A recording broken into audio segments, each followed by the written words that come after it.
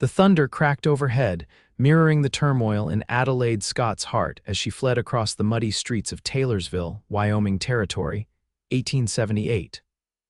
Her once pristine wedding gown was now soaked through, the expensive lace torn at the hem and spattered with mud. She clutched her small bag of hastily gathered possessions to her chest, each raindrop that pelted her face mingling with tears she could no longer distinguish from the downpour. The pain in her ribs where Harrison's boot had connected hours earlier throbbed with every labored breath, but she ran on, knowing that stopping meant returning to a life where bruises beneath wedding lace would be just the beginning. Adelaide had never imagined fleeing her own wedding, especially not into the teeth of a spring thunderstorm. The daughter of Taylorsville's banker, she had been raised to be proper, obedient, and ultimately the perfect wife to the town's most eligible bachelor. Harrison Dunn had seemed so charming at first, his business connections to the railroad promising prosperity not just for her family, but for the entire town. But behind closed doors, his charm fell away like a mask, revealing a man whose cruelty knew no bounds. Today, when he'd found her writing a letter to her cousin in Denver, his rage had exploded. The bruises that blossomed across her rib cage and upper arms were hidden beneath the exquisite lace of her wedding gown, a terrible secret matching the one in her heart. She would not marry him. The rain intensified as Adelaide rounded the corner past the saloon, heading instinctively toward the edge of town. The sound of men shouting behind her Harrison's groomsmen no doubt spurred her forward despite the stabbing pain in her side. She had nowhere to go, no plan beyond escape. Her father would never stand against Harrison, not with the railroad deal hanging in the balance. Her mother, frail and constantly concerned with appearances, would be horrified at the scandal. There was no refuge in Taylorsville for a runaway bride. The lights of the town grew dimmer behind her as she stumbled toward the open prairie. Night was falling, the storm relentless, and Adelaide knew the dangers of the open country. Wolves, bandits, the unforgiving elements, any of these might claim her life before morning. Yet they seemed preferable to returning to Harrison's grasp. As the muddy street gave way to open terrain, Adelaide's foot caught on an exposed root. She fell hard, crying out as her already injured ribs collided with the ground. Pulling herself up, she saw a faint light ahead, a lantern bobbing in the darkness. Fear clutched at her throat. Had they found her already? But as the light drew closer, it revealed not Harrison or his men, but a lone rider on horseback. A man with a broad-brimmed hat pulled low against the rain, the collar of his duster turned up. He reined his horse to a stop several yards from her. "Madam, you all right out here?" His voice was deep but gentle, carried to her on the wind.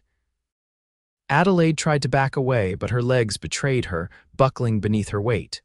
The man dismounted in one fluid motion, approaching slowly as one might a wounded animal. "I won't hurt you," he said, holding the lantern higher. In its glow, Adelaide could see a face weathered by sun and wind, kind eyes the color of a summer sky, and a strong jawline softened by concern. "Name's Zachary Owens. I've got a ranch a few miles east. You shouldn't be out here alone in this storm." Adelaide clutched her bag tighter. "I cannot go back to town," she said, her voice barely audible above the rain. "Please, if you have any mercy, don't take me back." Zachary Owens moved the lantern closer, and his expression changed as he took in the state of her dress, the unmistakable signs of a bride. Then his gaze sharpened, noting the way she held herself, protecting her injured side, the shadow of bruising visible at her collarbone where the rain had made the lace of her dress nearly transparent. "Someone hurt you," he said. It wasn't a question. Adelaide couldn't speak, could only nod as fresh tears welled in her eyes. Zachary's jaw tightened. He glanced back toward town, then at the bedraggled woman before him. Making a decision, he removed his duster and gently draped it over her shoulders. "My ranch is secure, warm, dry," he said. "You'd be safe there until you decide what you want to do, no questions asked." Adelaide hesitated. She knew nothing of this man except that he wasn't Harrison. He could be offering worse dangers than those she fled. Yet something in those steady blue eyes spoke of honesty, of safety. I have nowhere else, she admitted. Zachary nodded once, then carefully helped her onto his horse before mounting behind her. As they rode away from Taylorsville, Adelaide clung to the saddle horn, acutely aware of the stranger's solid presence at her back, not confining, but sheltering. For the first time in hours, she allowed herself to breathe. The rain continued to pelt them as Zachary guided his horse along a trail that seemed invisible to Adelaide's eyes. The duster provided some protection, but she was already soaked to the bone, trembling uncontrollably. Every jolt of the horse's gait sent pain lancing through her injured ribs.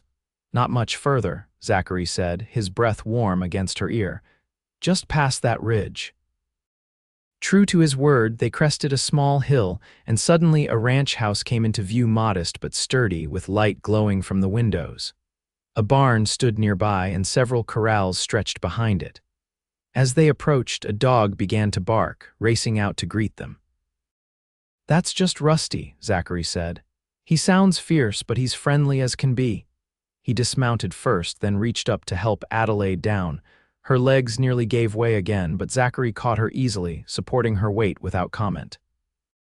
The dog, a rangy brown mutt with intelligent eyes, circled them curiously, his barks turning to inquisitive whines. "Come on inside," Zachary said, leading her toward the house. "We need to get you warm and dry." The interior of the ranch house was simple but clean. A fire burned low in the hearth, and kerosene lamps cast a warm glow over rough-hewn furniture. A quilt in vibrant colors was draped over the back of a rocking chair. The space smelled of coffee and pine wood. "Wait here," Zachary said, easing her into the chair nearest the fire. "I'll fetch some dry clothes." Left alone briefly, Adelaide looked around. There were no feminine touches beyond the quilt, no signs of a woman's presence. On the mantel stood a framed photograph of a younger Zachary alongside an older couple, parents, perhaps, and another of him in an army uniform. A bookshelf held an eclectic collection: practical manuals on animal husbandry and farming, several volumes of poetry, well-worn copies of Shakespeare, and a Bible. When Zachary returned, he carried a stack of clothing and a towel. "These are mine, so they'll be big, but they're dry. There's a screen in the corner you can change behind. I'll make some tea." Adelaide took the offered clothes with murmured thanks. Behind the privacy screen, she struggled out of her sodden wedding dress, wincing as the movement pulled at her injuries. The bruises on her ribs had darkened to an angry purple, spreading across her pale skin like ink in water. More marks circled her upper arms where Harrison had gripped her, and a cut at her hairline had crusted with blood. Zachary's clothes, a flannel shirt and cotton trousers, hung on her small frame, but they were blessedly dry and warm. She rolled the sleeves and pant legs, tied the trousers with their leather belt, and gathered her courage to emerge. Zachary had his back to her, working at the stove. He'd removed his hat and coat, revealing thick chestnut hair that curled slightly at the nape of his neck. He'd changed his own shirt as well, and his broad shoulders strained slightly against the fabric. "I've put water on for tea," he said without turning, "and I've some stew left from supper." "You must be hungry." At the mention of food, Adelaide's stomach growled audibly. She hadn't eaten since breakfast, too nervous about the wedding to manage more than a few bites. "Thank you," she said, "for all of this." Zachary turned then, his gaze taking in her appearance. His eyes lingered briefly on the visible cut at her hairline, and something hard and angry flashed in his expression before he carefully composed his features. "You're welcome to whatever I have," he said. He gestured to the table. "Sit, please, the tea will be ready shortly." Adelaide sat gingerly, still protecting her injured side. Rusty the dog came to lay his head on her knee, looking up at her with soulful eyes. "He likes you," Zachary observed, setting a bowl of stew before her. "Rusty's a good judge of character." The stew was simple but hearty, with chunks of beef and vegetables in a rich broth. Adelaide hadn't realized how famished she was until the first spoonful passed her lips. She ate quickly, almost embarrassed by her hunger. Zachary joined her at the table with his own cup of tea, watching her with a thoughtful expression. "I won't pry," he said after a moment, "but I should know if someone's likely to come looking for you, for both our safety." Adelaide set down her spoon, her appetite suddenly diminished. Yes, she admitted. My fiancé, or rather the man I was to marry today, Harrison Dunn, he's an important man in Taylorsville, connected to the railroad. Zachary nodded slowly. I know of him, don't much care for him, truth be told. His gaze dropped to where Adelaide's hand unconsciously pressed against her injured ribs. He did that to you, the bruises you're hiding. Adelaide closed her eyes, shame washing over her. Yes, it wasn't the first time, but it was the worst. I couldn't go through with the wedding. I ran while the storm provided cover. She looked up at Zachary, fear evident in her expression. He'll be searching for me, my father too, the entire town probably. They won't find you here, Zachary said with quiet certainty. My ranch is remote enough and I don't have much dealing with Taylorsville folk. I ride into Sweetwater for supplies mostly. But harboring me could bring trouble to your door. Harrison is not a man who forgives easily. Zachary's mouth set in a determined line. I can handle trouble, miss. He raised an eyebrow, realizing he didn't know her name. Adelaide Scott, she hesitated. My father is the banker in Taylorsville. Recognition flickered in Zachary's eyes. Edmund Scott's daughter, I see. He seemed to consider this information. Well, Miss Scott, you're welcome to stay until you decide what you want to do. No one will harm you while you're under my roof. The simple declaration brought tears to Adelaide's eyes. How long had it been since anyone had offered her protection without conditions? Her father had practically sold her to Harrison, touting the advantages of the match while ignoring her reservations. Even her mother had brushed aside Adelaide's hints about Harrison's temper, insisting that a wife must learn to accommodate her husband's moods. Thank you, Mr. Owens, she said. I won't impose longer than necessary. Zach, he corrected. Most folks call me Zach. He stood, collecting her empty bowl. Now you look dead on your feet. I've made up the bedroom for you. I'll take the chair by the fire. Adelaide started to protest, but Zach silenced her with a raised hand. I've slept in worse conditions during the war. The chair will do fine. He pointed toward a door off the main room. There's clean water in the basin if you want to wash up. If you need anything in the night, don't hesitate to ask. Exhaustion swept over Adelaide in a wave. The events of the day, the physical and emotional trauma, the flight through the storm, all of it caught up with her at once. She nodded gratefully and made her way to the small bedroom. It was neat and spare like the rest of the house, with a bed covered in another colorful quilt, a small chest of drawers, and a basin of water as promised. Adelaide washed her face and hands, the cool water soothing against her heated skin. She undid her elaborately pinned hair, letting it fall in damp waves down her back. The bed, when she finally sank into it, felt like the softest cloud. Adelaide's last thought before sleep claimed her was that for the first time in months, she didn't need to fear what the morning would bring. When Adelaide awoke, sunlight was streaming through the curtains. For a moment she was disoriented, her body aching in a dozen places. Then memory flooded back Harrison's rage, her desperate flight, the kindness of a stranger named Zachary Owens. She sat up carefully, wincing at the sharp pain in her ribs. The storm had passed, leaving behind a brilliant blue sky visible through the window. The sounds of a working ranch filtered in a rooster crowing, cattle lowing in the distance, the rhythmic chopping of wood. Adelaide found her wedding dress hanging near the window, surprisingly clean and nearly dry. Zachary must have washed it while she slept. She couldn't bear to put it on again, so she remained in his borrowed clothes, rolling the sleeves and pant legs once more before venturing out. The main room was empty, but a pot of coffee sat warming on the stove, and a plate of biscuits was covered with a cloth on the table. A note in a neat, masculine hand was propped against the coffee pot. Miss Scott, help yourself to breakfast. I'm tending to chores in the barn. Z.O. Adelaide poured herself coffee and took a biscuit, suddenly ravenous again. She ate standing by the window, watching as Zachary moved between the barn and the corral, leading a magnificent bay stallion. Even from a distance, she could see the easy confidence with which he handled the powerful animal. After finishing her breakfast, Adelaide washed her dishes and, on impulse, decided to make herself useful. She wasn't much of a cook. The Scott household had always employed a cook and housekeeper, but she could at least tidy up. She swept the floor, straightened the quilt on the rocking chair, and organized the few dishes left on the sideboard. She was just wondering what else she could do when the door opened and Zachary stepped inside. He removed his hat, revealing hair damp with perspiration, and nodded a greeting. "You're up. Feeling any better?"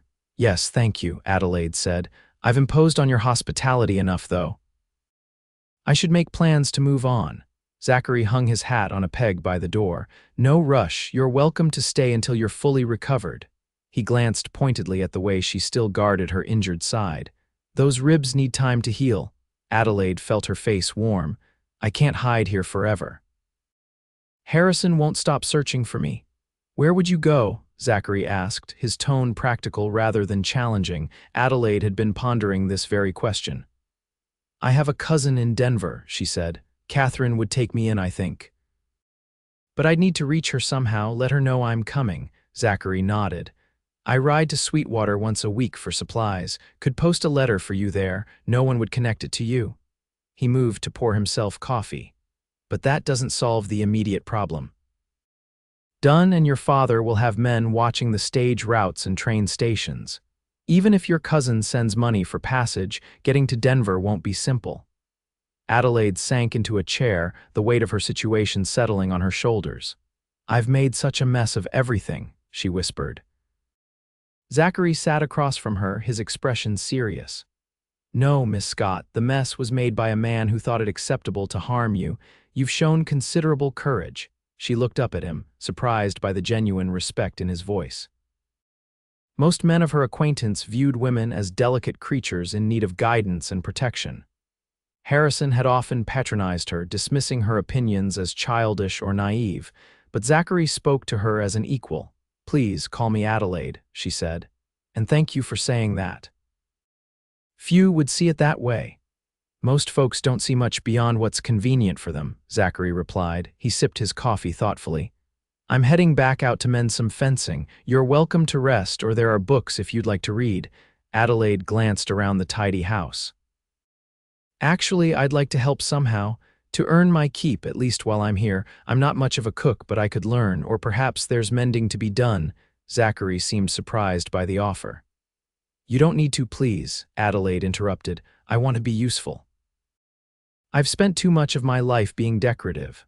A smile tugged at the corner of his mouth. "All right then, there's some shirts that could use mending, and if you're of a mind to try cooking, I won't object to a meal I didn't have to prepare myself." He stood, finishing his coffee. "But don't push yourself too hard. Those ribs need time." After Zachary returned to his work, Adelaide found the mending basket he'd mentioned. It contained several shirts with torn sleeves or missing buttons, as well as socks with holes worn at the heel. She settled in the rocking chair by the window, where the light was good, and set to work. As she sewed, Adelaide found herself reflecting on the strange turn her life had taken. Just yesterday, she had been preparing to become Mrs. Harrison Dunn, resigned to a life of quiet desperation behind a facade of wealth and respectability. Now she was a fugitive, hiding on a remote ranch, mending the clothes of a man she barely knew. Yet despite the uncertainty of her situation, Adelaide felt something she hadn't experienced in a long time: peace. There were no expectations here, no need to maintain appearances or guard her every word. Zachary Owens asked nothing of her except that she heal. By midday, Adelaide had finished the mending and decided to attempt a simple meal. The pantry was well stocked with basics: flour, sugar, beans, rice, and preserves. A small cold box contained eggs, milk, and some bacon. She found a cookbook on a shelf and thumbed through it, selecting a recipe for a bean and bacon soup that seemed manageable.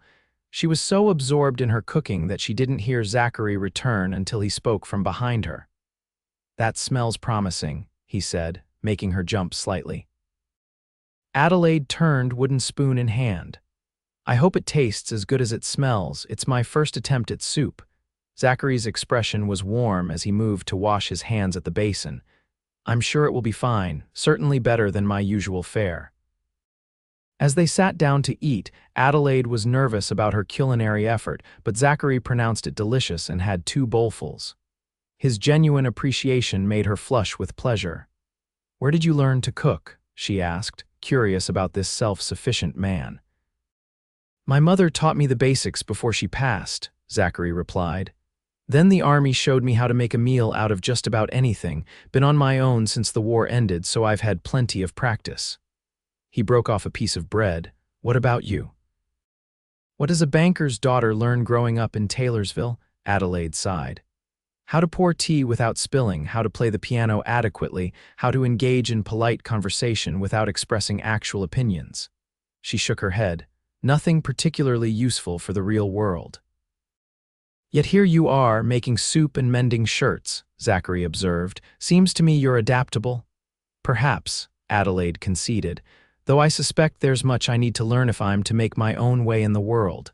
Zachary regarded her thoughtfully. "May I ask how you came to be engaged to Harrison Dunn? From what I've observed of him in town, he doesn't seem compatible with someone like you." Adelaide's hands tightened around her spoon. "My father arranged it. Harrison's connections to the railroad meant financial opportunity for the bank. And for a woman of 22 with no particular talents, marriage to a wealthy man is considered a triumph." Her voice turned bitter. "No one asked if I wanted it. And the bruises?" Zachary asked quietly. "Did your father know about those?" Adelaide stared into her soup bowl. "I tried to tell him once after Harrison struck me during our engagement. Father said I must have provoked him, that I should learn to be a more accommodating wife." She looked up, meeting Zachary's gaze directly. "Yesterday wasn't the first time, but it was the worst. Harrison found me writing to my cousin about my concerns. He said I was being disloyal, trying to embarrass him. She faltered. "He said once we were married, he'd teach me proper respect." Zachary's jaw tightened, a muscle working in his cheek. "No man has the right to raise his hand to a woman, ever." His voice was controlled, but Adelaide could sense the anger beneath it. "You were right to leave. Even though it means I can never return home, that I'll be forever marked as the jilted bride who fled her wedding." "Better that than a wife who fled her grave," Zachary said bluntly. "Some men don't know when to stop. I've seen it before." Something in his tone made Adelaide wonder about his past, what experiences had shaped this quiet, principled man. But before she could ask, Rusty barked outside, alerting them to an approaching visitor. Zachary was on his feet instantly, moving to the window. His expression darkened. "Riders coming, 3 of them." He turned to Adelaide, his manner urgent but calm. "Take your things and go into the root cellar.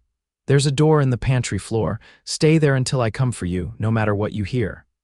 Fear clutched at Adelaide's heart as she gathered her small bag and hurried to the pantry. Zachary helped her lift the trapdoor, revealing a small earthen cellar used for storing vegetables and preserves. "I won't let them take you," he promised, his blue eyes intense in the dim light. "Trust me." Adelaide nodded and descended the ladder into the cool darkness below. Zachary closed the trapdoor above her, and she heard him slide something heavy across it, further concealment. In the cellar, Adelaide could hear muffled voices as Zachary greeted the visitors outside. She strained to make out the words, her heart hammering in her chest. Was it Harrison? Had he tracked her here already? The conversation above grew louder, more heated. She heard Zachary's voice, firm and unwavering. Another voice responded, aggressive and demanding. There was a shuffle of boots, the sound of a scuffle. Adelaide pressed her hands to her mouth to stifle a gasp when she heard what sounded like a punch landing. Then silence fell, broken only by the retreating hoofbeats of horses. Adelaide remained frozen in place, unsure if it was truly safe to emerge. What if the visitors had hurt Zachary? What if they were searching the house? After what seemed an eternity, the trapdoor lifted. Light flooded into the cellar, and Zachary's face appeared above her, a fresh bruise blooming on his cheekbone. "It's safe now," he said, extending a hand to help her up. "They're gone." Once back in the kitchen, Adelaide couldn't tear her gaze from the mark on Zachary's face. "You're hurt," she said, reaching automatically for a cloth to wet with cool water. Was it Harrison?" Zachary shook his head, allowing her to press the cloth to his cheek. "No." Just some men from town asking if I'd seen a runaway bride, said there was a reward for information.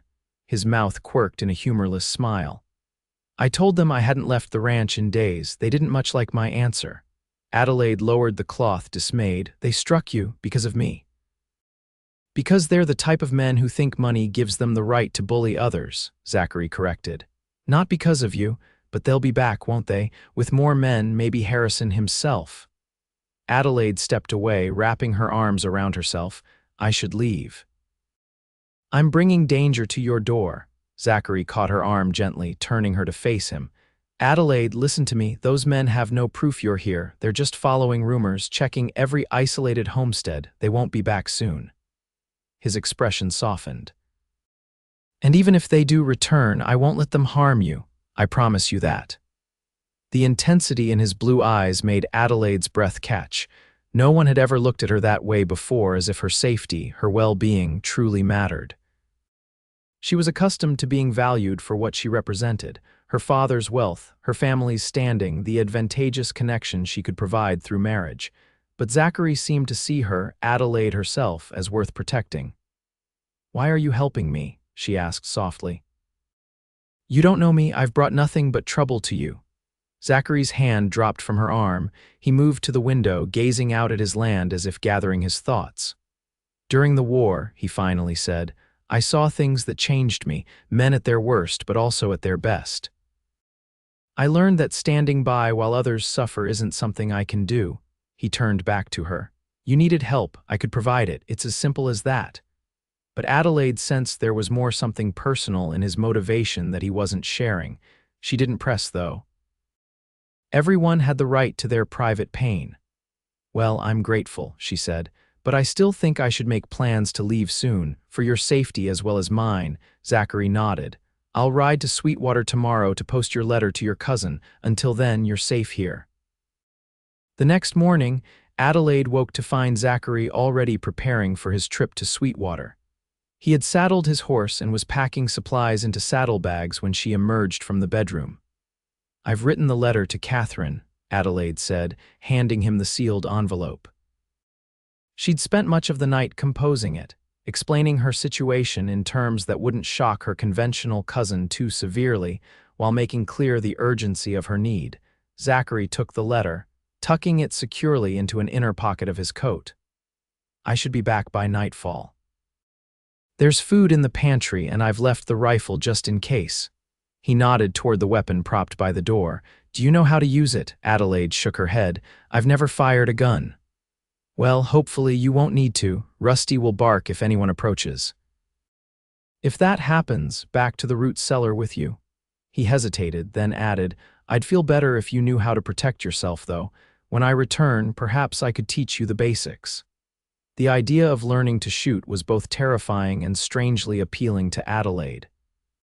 Another skill her father had deemed unsuitable for a lady, but one that might serve her well in her new life. I'd like that, she said. Zachary seemed pleased by her response. Good, I'll be back as soon as I can. He donned his hat, then paused at the door. Adelaide, be careful today. She nodded, touched by his concern. You too, Zach. After he rode away, Adelaide busied herself with chores around the house. She swept and dusted, organized the pantry shelves, and even attempted to bake bread using a recipe from Zachary's cookbook. The physical activity helped distract her from worrying about his safety in Sweetwater, or the possibility of more visitors to the ranch. By mid-afternoon, the bread was cooling on the sideboard, filling the house with its warm, yeasty aroma. Adelaide was pleased with her effort, though the loaf was a bit lopsided.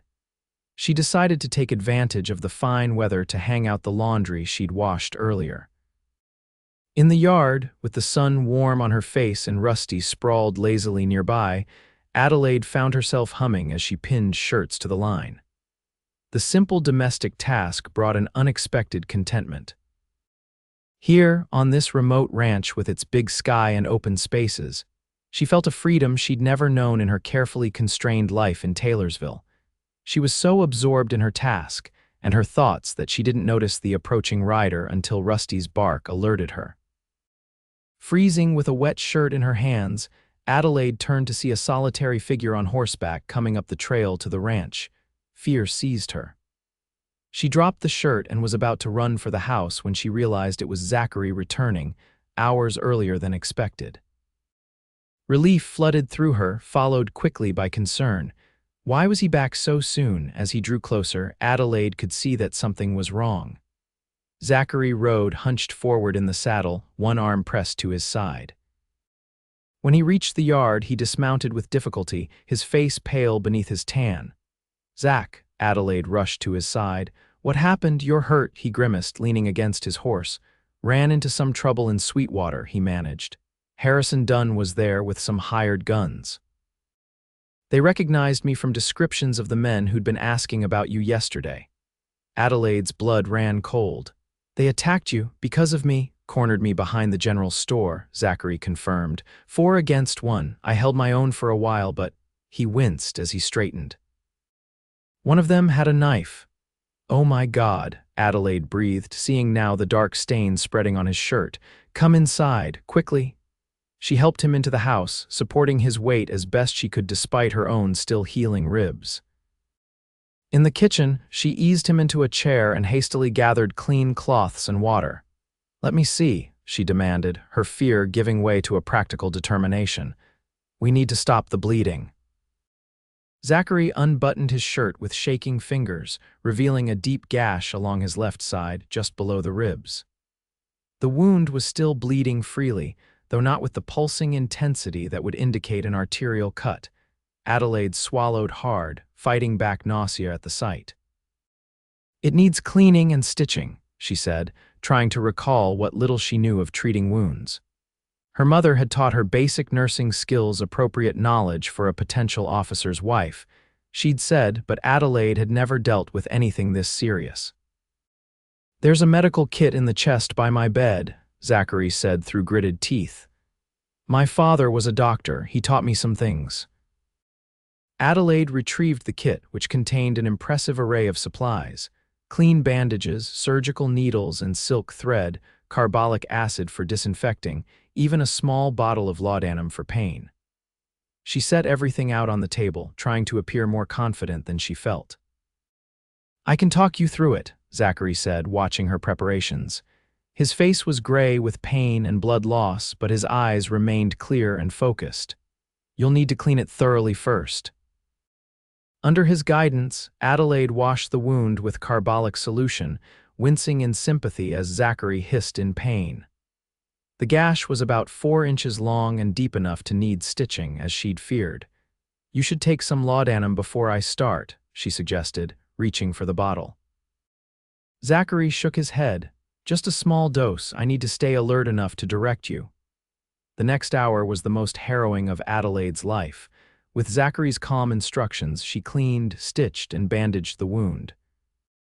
Her hands trembled at first, but steadied as she focused on the task, determined not to cause him more pain than necessary. By the time she tied off the final stitch, her back ached from bending over her work and her forehead was damp with perspiration. "You did well," Zachary said weakly as she secured the bandage around his torso. "Better than some field medics I knew during the war." Adelaide wiped her hands on a clean cloth. "You should rest now. Let me help you to bed." With considerable effort, they made it to the bedroom, where Zachary collapsed onto the mattress with a groan.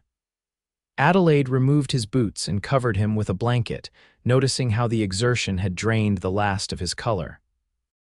"I'm sorry," he murmured, his eyes already closing as the laudanum took effect. "Your letter. I didn't get to mail it." "Hush," Adelaide said, smoothing a lock of hair from his forehead. "That doesn't matter now, just rest." She sat with him until his breathing deepened into sleep, then returned to the kitchen to clean up. As she washed away his blood from the table and floor, a cold, hard knot formed in her stomach. Harrison had done this. Because of her, the realization crystallized something within Adelaide. She had fled her wedding out of fear and self-preservation, but now her actions had brought violence to an innocent man's door. A man who had shown her nothing but kindness and respect. The injustice of it burned like acid in her throat. For too long, she had been passive, accepting the limitations placed upon her by her father, by society, by men like Harrison who saw women as possessions to be controlled. Even her escape had been reactive rather than deliberate. But now, watching Zachary sleep, wounded because he had chosen to protect her, Adelaide felt something new take root inside her. Resolve she would not be the cause of more harm to this good man. Nor would she continue to be a victim, forever running from Harrison's reach. Somehow, she would find a way to stand her ground and fight back. As night fell, Adelaide kept vigil by Zachary's bedside, monitoring his condition for signs of fever that might indicate infection. The knife wound, while serious, had missed any vital organs, but blood loss and shock still posed dangers. She changed his bandage once, relieved to see that the bleeding had mostly stopped and the wound looked clean. Throughout the night, Zachary drifted in and out of consciousness. During one lucid period, he managed to drink some water and take another small dose of laudanum for the pain. As Adelaide held the cup to his lips, his fingers brushed against hers. "You should go," he said, his voice rough. "While I was in town, I heard them talking. Harrison's offered $500 for information leading to you. People will be looking harder now." Adelaide set the cup aside. "I'm not leaving you like this," she said firmly. "You can barely stand, let alone defend yourself if they come back." A ghost of a smile touched Zachary's lips. "Stubborn woman." "Yes," Adelaide agreed. "I'm finding that I am." By morning, Zachary's condition had improved somewhat. His skin was warm but not feverish, and he was able to sit up with Adelaide's assistance to eat a little broth. The lines of pain around his eyes had eased slightly, though he still moved with careful, deliberate motions. "We need to think practically," he said as Adelaide checked his bandage. "Harrison knows I helped you. He'll come here eventually, probably with the law on his side claiming you're his rightful wife." Adelaide's hands stilled on the bandage. "We never actually completed the ceremony," she said. "I ran before we exchanged vows. Legally, I'm not his wife." "That may not matter to a local sheriff if Harrison's greased his palm," Zachary pointed out, "and if your father supports his claim." "My father would," Adelaide admitted bitterly. "He'd say I was confused, hysterical, that Harrison was just being firm with a disobedient fiancé." She met Zachary's gaze. "But I won't go back. I can't." "I won't let them take you," Zachary said with the same quiet certainty he'd shown before. Despite his weakened state, there was steel in his voice. "But we need a plan. Once I'm stronger, we should consider moving on. Perhaps to Denver, to your cousin." "We," Adelaide echoed, surprised. "You'd leave your ranch?" Zachary looked around the small bedroom, his expression thoughtful. "This place, it's just land and timber. I built it with my own hands after the war, and I'm fond of it, but it's not worth a life." His gaze returned to her face. "Especially not yours." Adelaide's heart beat faster at his words. In just a few days, this man had come to care for her well-being more than her own father ever had. The thought was both comforting and terrifying. "I can't ask you to give up your home for me," she protested. "You didn't ask, I'm offering." Zachary shifted, wincing as the movement pulled at his stitches. "Besides, there's land in Colorado too, good ranching country, I've thought of it before." Adelaide was about to respond when Rusty's urgent barking outside interrupted them. She moved swiftly to the window, peering out cautiously from behind the curtain. "Riders," she said, her voice tight.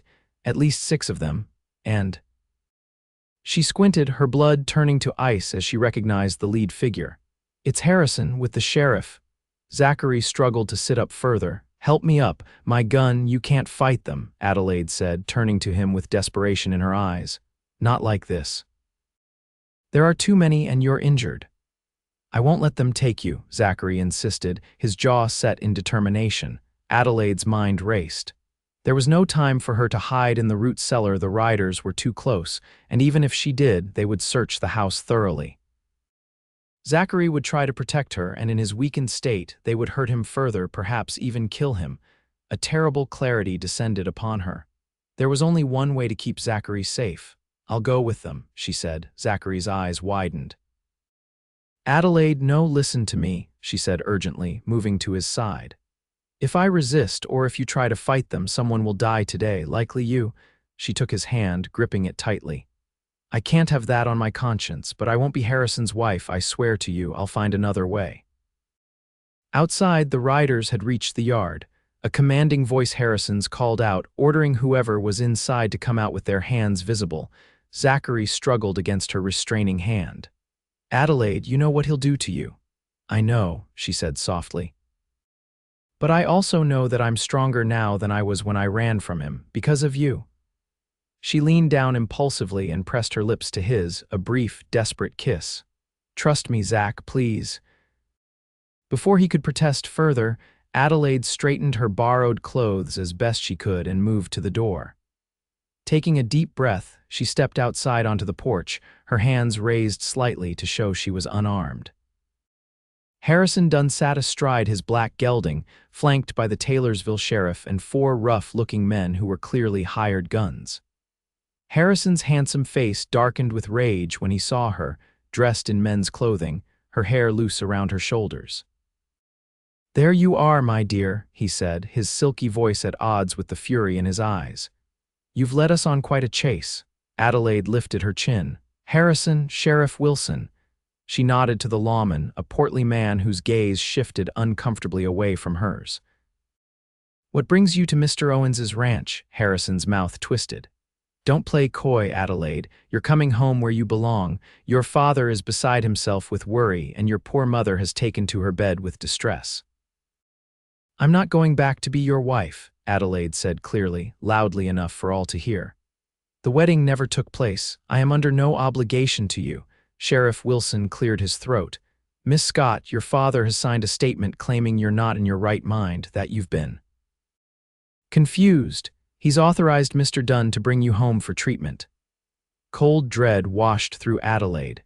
She'd heard of such tactics before women declared hysterical or insane when they defied male authority, locked away in asylums at the behest of fathers or husbands. But she kept her expression neutral, betraying none of her fear. I see, she said, and does treatment for my confusion include more of this? She pulled up the sleeve of Zachary's shirt, revealing the ring of bruises on her upper arm where Harrison had gripped her. Or perhaps this. She lifted the edge of the shirt just enough to show the edge of the larger bruise on her ribs. The sheriff's face flushed, but Harrison merely smiled coldly. A woman sometimes needs guidance, Sheriff, he said smoothly. Adelaide has always been high-strung. Part of why her father thought a firm hand would benefit her. The law gives a man the right to discipline his wife, one of the hired guns remarked with a chuckle. I am not his wife, Adelaide repeated firmly. And I will not go with you, Harrison. Harrison's smile vanished. He dismounted in one fluid motion, handing his reins to one of his men. You have no choice, Adelaide. Either you come willingly or the sheriff here will arrest your host for kidnapping and interference with a marriage contract. Adelaide's heart sank. Of course Harrison would have concocted a legal pretext to threaten Zachary. Mr. Owens didn't kidnap me, she protested. I came here of my own free will. Not how your father tells it, Sheriff Wilson said, not meeting her eyes. He says this ranch hand has had his eye on you for months. That he filled your head with ideas, convinced you to run. Adelaide wanted to laugh at the absurdity of the accusation. She hadn't even known Zachary Owens existed until 3 days ago, but she realized with growing horror that the truth didn't matter. Harrison had the sheriff in his pocket, her father's support, and enough hired muscle to enforce his will regardless of legality. The door opened behind her, and Zachary emerged onto the porch. He was pale and unsteady, one arm pressed to his injured side, but his expression was resolute. He'd managed to don a clean shirt, though Adelaide could see it was already spotting with blood where his wound had reopened with the exertion. Miss Scott is under my protection, he said, his voice remarkably strong despite his condition. She's made her wishes clear. I suggest you respect them. Harrison's face contorted with rage. You dare interfere? After what you've already stolen from me, a woman isn't property to be stolen, Zachary replied evenly. She's a person with the right to choose her own path. Harrison took a menacing step forward. I should have finished what I started in Sweetwater. That would be unwise, Zachary said. Adelaide realized he had his hand behind his back, likely holding his revolver. Very unwise. The tension in the yard was palpable. The hired guns shifted in their saddles, hands drifting toward their weapons. Sheriff Wilson looked distinctly uncomfortable with the direction things were taking. Adelaide saw the moment about to explode into violence that would surely leave Zachary dead. "Stop," she cried, moving to stand between Harrison and Zachary. "This is madness. There's no need for bloodshed." Harrison's eyes narrowed. "Then come with me, Adelaide, now, or watch your cowboy die where he stands." Adelaide felt Zachary tense behind her. "Don't," he murmured. "He's not worth your freedom." But Adelaide had made her decision. She would not watch Zachary die for her, not when there might be another way. "I'll go with you," she said to Harrison, her voice steady despite the fear churning in her stomach.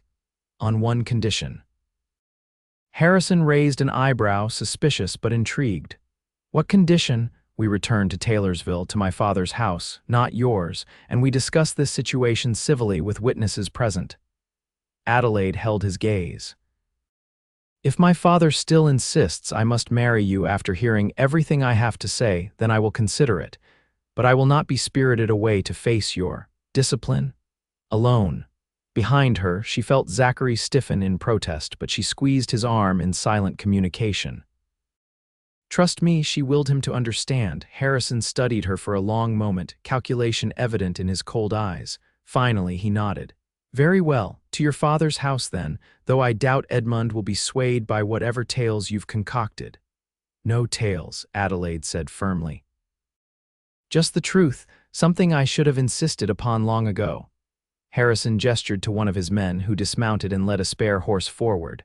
"Shall we then? I'm sure your friend would appreciate our swift departure from his property." Adelaide turned to Zachary, her back to Harrison so that only Zach could see her expression. "Thank you," she said softly, "for everything. Please trust that I know what I'm doing." Zachary's blue eyes were troubled. "This is too dangerous," he whispered. "You know what he's capable of." "Yes," Adelaide agreed, "but now so do others." She glanced meaningfully at Sheriff Wilson, who had witnessed her revelation of Bruises and whose discomfort suggested he wasn't entirely comfortable with Harrison's methods. She squeezed Zachary's hand once more, then turned and walked to the waiting horse.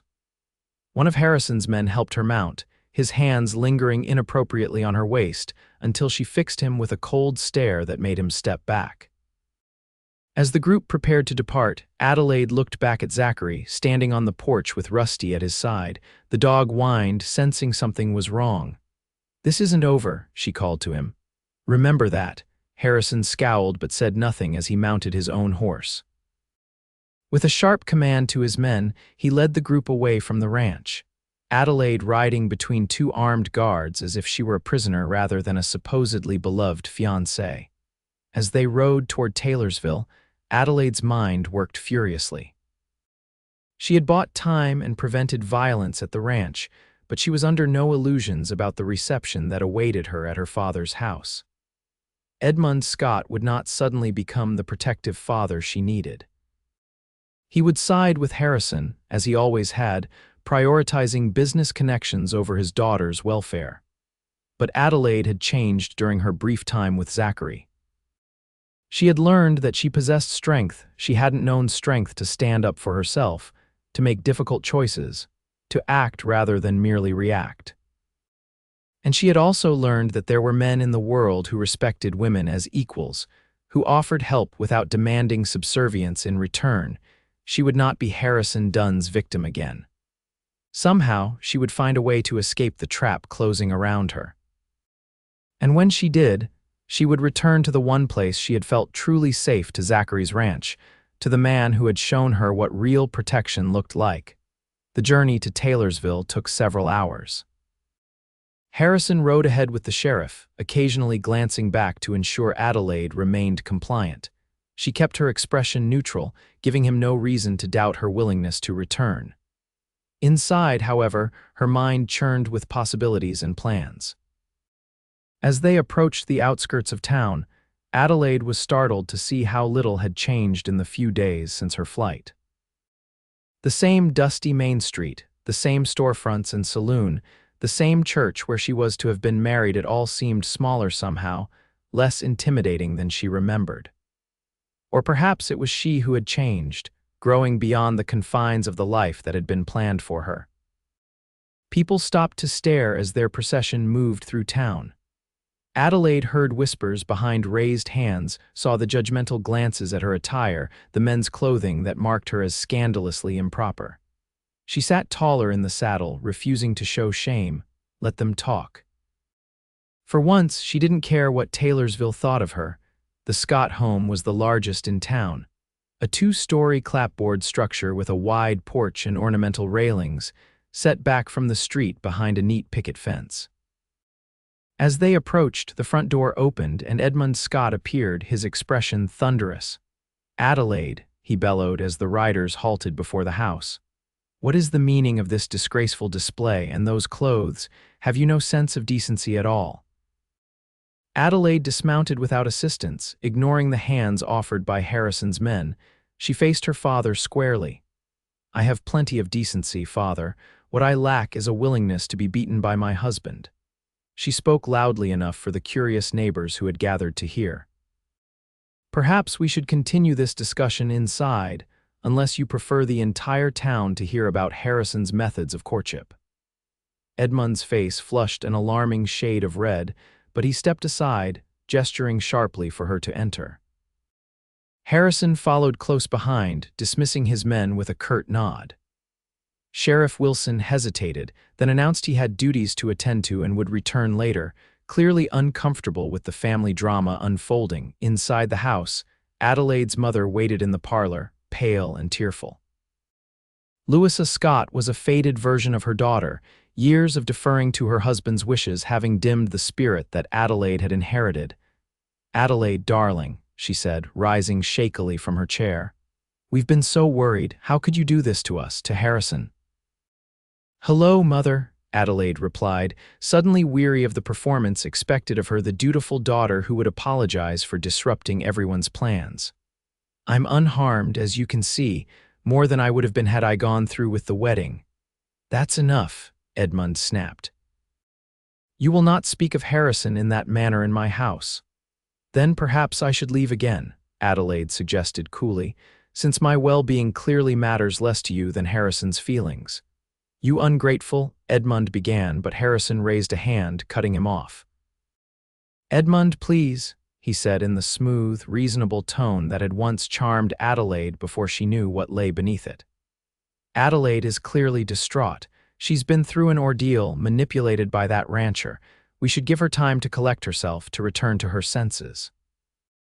Adelaide laughed, a sharp, bitter sound that made her mother flinch. "How considerate of you, Harrison, and how calculated. You're always at your most charming when there are witnesses, aren't you?" Harrison's eyes flashed with warning, but his smile remained fixed. "You see, Edmund. This is what I mean. This is not our Adelaide speaking, but rather the poisonous influence of that man, Zachary Owens." "Owens," Edmund repeated, his brow furrowed. "The veteran with the small spread east of town, what does he have to do with this?" "He's the one who took her in," Harrison explained, his tone suggesting far more impropriety than had actually occurred. "Filled her head with lies about me, about our engagement." "He did nothing of the sort," Adelaide countered firmly. "Mr. Owens found me fleeing through the storm and offered shelter. Unlike any of you, he saw my bruises and was concerned for my welfare." "What bruises?" Louisa asked, her voice small but suddenly attentive. "Adelaide, what bruises?" Adelaide held her mother's gaze. "The ones Harrison gave me the morning of the wedding, when he found me writing to Cousin Catherine. The ones he's given me several times during our engagement, when I've displeased him in some way." Louisa's hand flew to her mouth. "Edmund, did you know about this?" Edmund shifted uncomfortably. "Louisa, don't be dramatic. Sometimes a man must guide his wife. Adelaide has always been headstrong." "Harrison was merely beating your daughter," Adelaide finished for him. "Call it what it is, father. He struck me, kicked me, left bruises that I had to hide beneath my wedding dress." Harrison stepped forward, his mask of reasonableness slipping. "This is preposterous. Edmund, surely you don't believe these hysterical accusations. After everything I've done for your bank, for this family?" "You mean after all the money you've promised him," Adelaide said coldly. That's what this has always been about, hasn't it, Father? Harrison's railroad connections, the investments he could bring to the bank. My happiness was never a consideration. Edmund's face hardened. You know nothing about business, Adelaide. Nothing about what it takes to provide for a family to secure a future. Harrison offers security, position, at what price? Adelaide interrupted. My safety, my dignity, my life eventually. She turned to her mother, whose complexion had gone ashen. Mother, please. You must see that this isn't right. No business deal is worth your daughter's suffering. Louisa looked between her husband and Harrison, then back to Adelaide. Something seemed to strengthen in her spine. Edmund, she said quietly but firmly, I want to see these bruises. Louisa. Edmund protested. This is hardly appropriate. I want to see them, Louisa insisted, rising from her chair with unexpected authority. Adelaide, come with me to your room.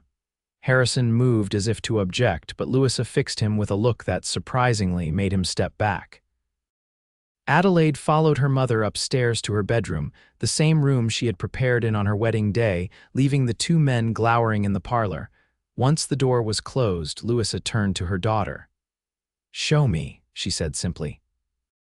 Adelaide hesitated only briefly before unbuttoning the borrowed shirt enough to reveal the extensive bruising along her ribcage. She turned to show the marks on her upper arms as well, and finally, the healing cut at her hairline where Harrison's ring had caught her skin. Louisa's eyes filled with tears as she gently touched the edges of the bruises. Oh, my darling girl, she whispered. I had no idea. Why didn't you tell me? Would you have believed me? Adelaide asked, not unkindly. You've always taught me that a wife must accommodate her husband's moods, that men sometimes express their frustrations physically. Louisa closed her eyes briefly, pain etching lines around her mouth. Because that was what my mother told me when your father. She stopped, took a breath. But this, Adelaide, this is beyond anything. This is cruelty. Adelaide buttoned her shirt, watching her mother closely. Father has struck you too, she said. It wasn't a question. Louisa nodded almost imperceptibly. Not often, not like this, but yes. A heavy silence fell between them, decades of unspoken suffering hanging in the air. Then Louisa straightened her shoulders, wiping away her tears with a decisive motion. You cannot marry Harrison Dunn, she said. I won't allow it, not now that I've seen. Relief washed through Adelaide, so intense she felt her knees weaken. Thank you, Mother, she whispered, but your father. Louisa trailed off, her momentary strength faltering. He's invested everything in this match. The bank is struggling more than he's admitted. Without Harrison's backing. Then he'll have to find another way, Adelaide said firmly. I won't be sold to save the bank. Louisa paced the small room, thinking. We need time, she said finally. Time to make Edmund see reason to find an alternative. Harrison won't wait, Adelaide pointed out. He's angry now, humiliated by my running away. He wants to reclaim me as quickly as possible. Then we must get you away, Louisa said with sudden decision. To Catherine's, perhaps. I have some money saved, not much, but enough for a train ticket to Denver. Adelaide stared at her mother in amazement. This was a side of Louisa Scott she had never seen, decisive, protective, willing to defy Edmund.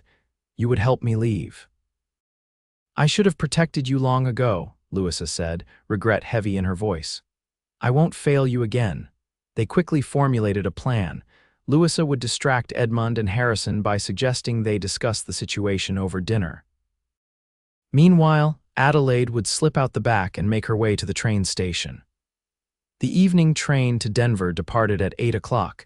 If she could board undetected, she would be well on her way before her absence was discovered. But as they prepared to put their plan into action, a commotion downstairs interrupted them. Male voices raised in anger, the sound of a door slamming open. Adelaide and Louisa exchanged alarmed glances before hurrying to the top of the stairs. In the entrance hall below stood Zachary Owens, his face pale but determined. He leaned heavily on a walking stick, clearly still weak from his injury, but there was a fierce protectiveness in his stance as he confronted Edmund and Harrison. Sheriff Wilson stood behind him, looking deeply uncomfortable. I've come for Adelaide, Zachary announced without preamble, to ensure she's safe and being treated fairly. Harrison stepped forward, his handsome face twisted with contempt. You have some nerve coming here, Owens.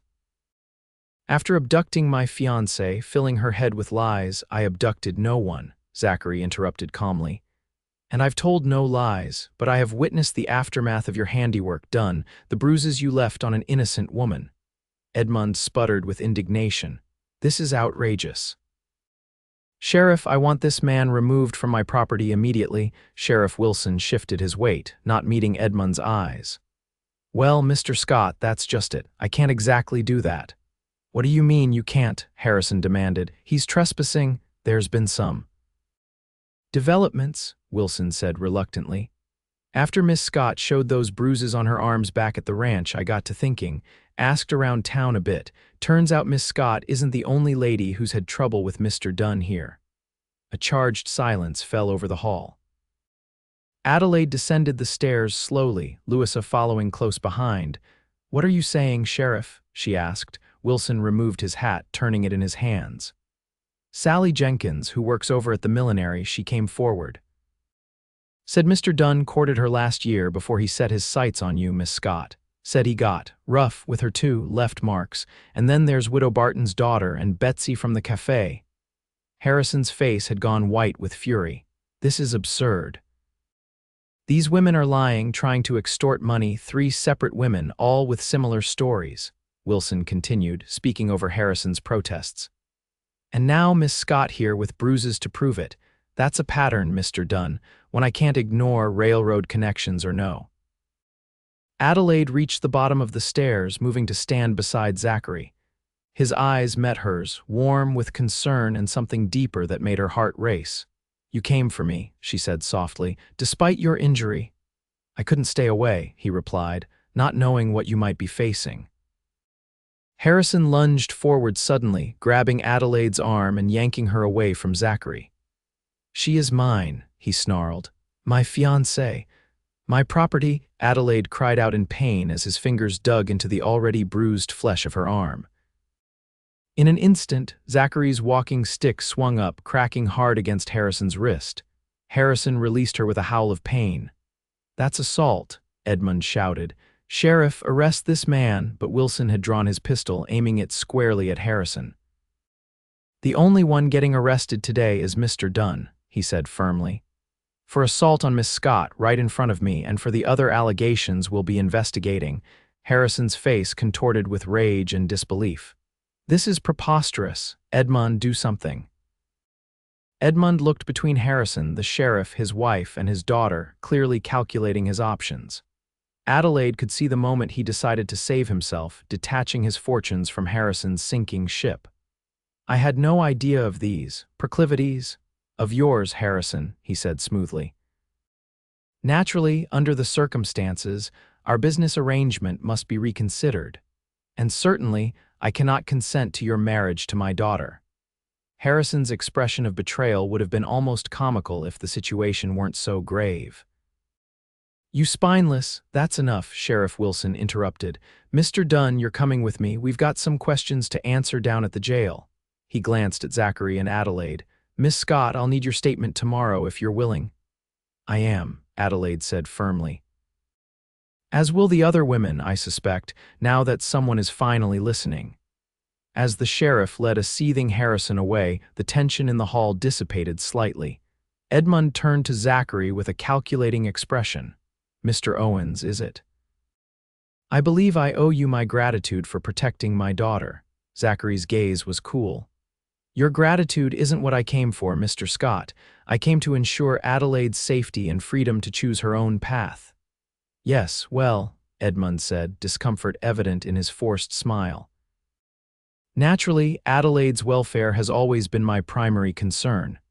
Has it? Zachary asked quietly.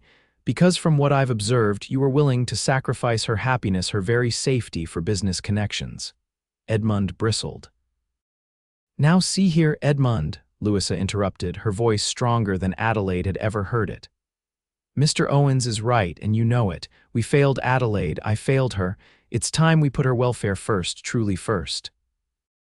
Edmund seemed about to argue, then deflated slightly, looking suddenly older. The bank, he began. will survive without Harrison Dunn's money, Louisa said firmly, or it won't, but either way, our daughter will not be the price of its salvation. Adelaide looked between her parents in astonishment. Her mother's unexpected strength, her father's reluctant acknowledgement, it was as if the foundations of her world were shifting. And beside her stood Zachary, solid and unwavering, his presence giving her courage she hadn't known she possessed. I want to return to the ranch with Zachary, she said clearly. Not to run away this time, but to heal, to consider my future without pressure or expectations. Edmund opened his mouth, closed it again, then nodded curtly. Very well, if that's what you want. It is, Adelaide confirmed. She turned to Zachary. If you'll still have me as your guest. Zachary's blue eyes warmed. My home is yours for as long as you wish, Adelaide. As they prepared to leave, Louisa pressed a small pouch into Adelaide's hand. My savings, she whispered, not much, but enough to give you choices. She hugged her daughter fiercely. Be happy, my darling, be safe. Adelaide embraced her mother, feeling a new bond forming between them. Thank you, Mother, for believing me, for standing up for me. Outside, Zachary's horse waited alongside a borrowed mare for Adelaide. Though still clearly in pain from his wound, Zachary insisted on helping her mount before climbing somewhat stiffly into his own saddle. As they rode away from the Scott house, Adelaide felt a weight lifting from her shoulders. The road ahead was uncertain. Harrison might yet cause trouble, her father's financial problems remained, and her own future was uncharted territory. But for the first time in her life, that uncertainty felt like freedom rather than fear. They rode in companionable silence until the lights of Taylorsville faded behind them. Then Zachary turned to her, his expression serious in the gathering dusk. I want you to know, he said carefully, that you're under no obligation to me. My home is yours for as long as you need it, with no expectations. When you're ready, if Denver is still your destination, I'll see you safely there. Adelaide studied his face, the strong jaw, the kind eyes now shadowed with concern, the mouth that had begun to feature prominently in her dreams. This man who had risked everything for her safety, who offered shelter without demanding payment in submission.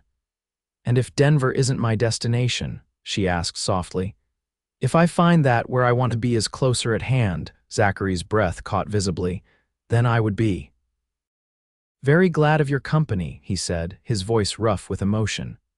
But Adelaide, you've just escaped one man's control. I wouldn't have you leap from one cage to another out of gratitude or necessity. Adelaide guided her horse closer to his, reaching across to take his hand. Zachary Owens, she said, you are the first man I've met who doesn't view me as property to be controlled. That's not a cage, it's exactly what makes you different. She squeezed his fingers. I'm not making any permanent decisions tonight. But I want you to know that when I do, they will be made freely, with clear eyes and a full heart. Zachary brought her hand to his lips, pressing a gentle kiss to her knuckles. That's all I could ask for. As they continued toward the ranch, the first stars appeared in the darkening sky. Adelaide felt a sense of possibility unfurling within her, like a flower long kept in shadow suddenly finding sunlight. Whatever came next would be her choice, her life to shape according to her own desires. And if those desires increasingly centered on the quiet, principled man riding beside her, well, that too was her choice to make. The next few weeks passed in a gentle rhythm of healing for both Adelaide and Zachary. His knife wound gradually mended, while the bruises Harrison had left on her body faded from angry purple to yellow before disappearing completely. Less visible wounds took longer to heal, but in the safety of the ranch, Adelaide found herself sleeping through the night without nightmares, laughing more easily, rediscovering joy in simple pleasures. She gave her statement to Sheriff Wilson as promised, detailing Harrison's abuse without flinching. Other women came forward as well, emboldened by her example. Harrison Dunn remained in jail, his influence diminished as former allies distanced themselves from his disgrace. The charges against him, multiple counts of assault, ensured he would not trouble Adelaide again for a very long time. Adelaide Scott came to the ranch once, ostensibly to check on his daughter's welfare, but clearly hoping to mend bridges after the bank suffered from the severed connection to Harrison's railroad interests. Adelaide received him civilly, but maintained her distance, unwilling to subject herself to his manipulations again. To her surprise, Louisa began visiting regularly without Edmund, bringing small gifts and gradually rebuilding a relationship with her daughter based on genuine affection rather than expectation. Adelaide's letter to Catherine finally made its way to Denver, resulting in a warm response offering a home whenever Adelaide wished to claim it. The knowledge that she had options, that she wasn't trapped, gave her the freedom to choose her path without pressure. And increasingly, that path seemed to wind through Zachary's ranch, alongside the man who had saved her in more ways than one. They settled into a comfortable partnership, Adelaide taking over the household management while learning ranch skills that would have scandalized Taylorsville society. Zachary taught her to ride properly, to shoot with impressive accuracy, to mend fences and care for livestock. In turn, she brought order and warmth to his home, filling it with flowers and music from the small piano he purchased in Sweetwater, improving his sparse bachelor meals with recipes she mastered through determined experimentation. Their friendship deepened day by day, built on mutual respect and growing affection. Zachary never presumed, never pushed, treating Adelaide with a consideration that made her previous suitors seem like clumsy boys in comparison. And Adelaide, discovering her own strength and worth, found herself increasingly drawn to the quiet cowboy whose gentle hands could break a wild horse or tenderly bandage a wound with equal skill. One evening in late summer, as they sat on the porch watching the sunset paint the prairie in gold and crimson, Adelaide made her decision. She had been contemplating it for weeks, weighing her options, ensuring it came from desire rather than gratitude or convenience. "I'm not going to Denver," she said quietly. Zachary turned to look at her, his expression carefully neutral though his eyes betrayed hope. "You're sure? Your cousin would welcome you, give you a fresh start away from the memories here." Adelaide smiled, reaching for his hand. "The memories I've made here are ones I want to keep," she said, "the ones I hope to make in the future even more so." Zachary's fingers tightened around hers. "Adelaide," he said, his voice husky with emotion. "I don't want you to feel obligated." "Hush," she interrupted gently. "Do you remember what you said when you found me in that storm? No questions asked, you offered shelter with no expectations, protection without demands. That's when I began to fall in love with you, Zachary Owens. Not because you rescued me, but because you saw me as someone worth rescuing, worth respecting." Zachary drew a shaky breath. "I've been in love with you since that first night," he admitted, "when you were so hurt but still so brave. But I promised myself I wouldn't speak of it until you were truly free to choose." "I'm choosing now," Adelaide said simply. "I'm choosing you, this ranch, the life we've begun building together, if you'll have me." Zachary rose, drawing her up with him. In the fading light, his blue eyes held a warmth that made Adelaide's heart race. "I'll have you," he said softly, "for as long as you'll have me in return." When he kissed her, it was tender at first, almost reverential, then deepening as Adelaide responded with the passion she'd kept carefully banked until now. Here was a man who would never hurt her, who valued her mind as well as her body, who saw her strength as something to admire rather than subdue. In his arms, Adelaide found not possession but partnership, not control but communion. They were married a month later in Sweetwater, a small ceremony attended by Louisa, Adelaide's cousin Catherine, who had traveled from Denver to meet this remarkable cowboy, and a few of Zachary's friends from neighboring ranches. Sheriff Wilson came too, his presence a tangible reminder of justice served and a new beginning made possible. Adelaide Scott was conspicuously absent, having refused his blessing when informed that there would be no dowry or business advantages attached to the match. Adelaide found she didn't mind. Her mother's support meant more to her than her father's approval ever had. As autumn painted the prairie in russet and gold, Adelaide and Zachary settled into married life with a naturalness that made it seem as if they had always been meant for each other. The ranch prospered under their combined efforts, expanding as they acquired adjacent land from a neighbor returning east. They added rooms to the house, planning for a future that might include children and extended family visits. 1 year to the day after Adelaide had fled her wedding, bruises hidden under lace, she and Zachary stood on their porch, watching a spring thunderstorm roll across the prairie. "It's strange to think how different my life would be if it hadn't rained that day," Adelaide mused, leaning against her husband's solid warmth. "If I hadn't run into your path," Zachary's arm tightened around her waist. "I like to think we would have found each other somehow," he said. "That some things are meant to be, regardless of the path." Adelaide smiled, turning in his embrace to face him. "Perhaps, but I'm grateful for the storm just the same." She took his hand, guiding it to her abdomen where the first slight swell of their child was just becoming visible. "For everything it brought me." Zachary's face lit with joy as it did every time they acknowledged the new life growing within her. He knelt, pressing a gentle kiss to the place where their future rested, then rose to kiss his wife with tender passion. "As am I, my love," he murmured against her lips. "As am I." In the years that followed, the Owens Ranch became known throughout the territory as a place of warmth and welcome.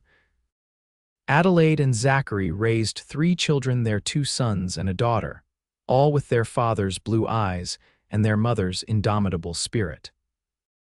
They built a legacy based not on wealth or social standing, but on honesty, hard work, and the unwavering belief that love should lift up rather than confine.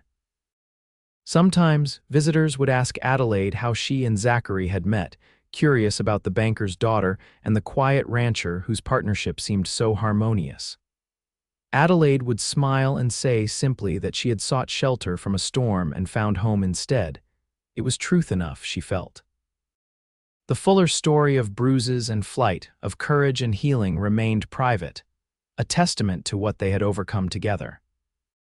What mattered wasn't how their journey began, but how they chose to continue it day by day, side by side. 2 souls who had recognized in each other not just safety, but the promise of joy.